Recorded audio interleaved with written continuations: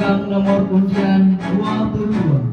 Kami persilahkan dengan segala hormat bersiap-siap memegang nomor undian 26. Assalamualaikum warahmatullahi wabarakatuh.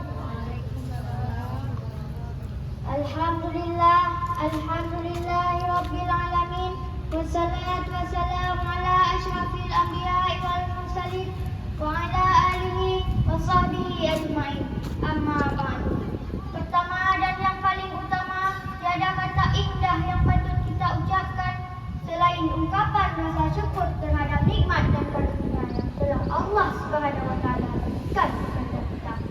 Sehingga sampai saat ini kita masih diberi kesempatan untuk menikmati indahnya kehidupan dunia. Ramadan ya habib, Ramadan, Ramadan, law takal zawmal qarib.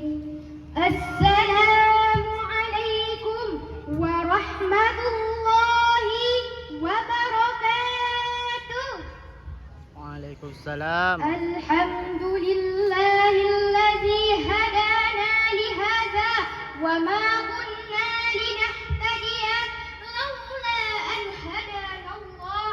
Asyhadu an la ilaha illallah wa asyhadu anna Muhammadan abduhu wa dirancang oleh orang-orang yang anti-Islam, sehingga kita sibuk dan asyik dengan tayangan-tayangan yang menjerumuskan pada gaya kebarat-baratan, sehingga banyak sekali saudara-saudara kita yang mencontohkan perbuatan tersebut.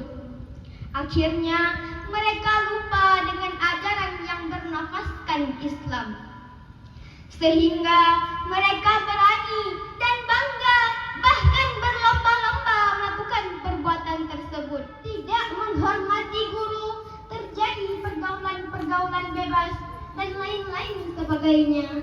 Semoga Allah melindungi kita semua. Amin ya rabbal alamin. Dan kemari untuk berlomba. Izinkan saya menyapa semua.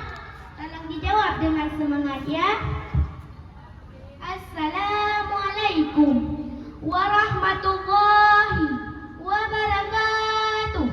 Waalaikumsalam warahmatullahi. Alhamdulillahi rabbil alamin. Wassalatu terkandung kelebihan-kelebihan dan pahala lipat gandakan oleh Allah.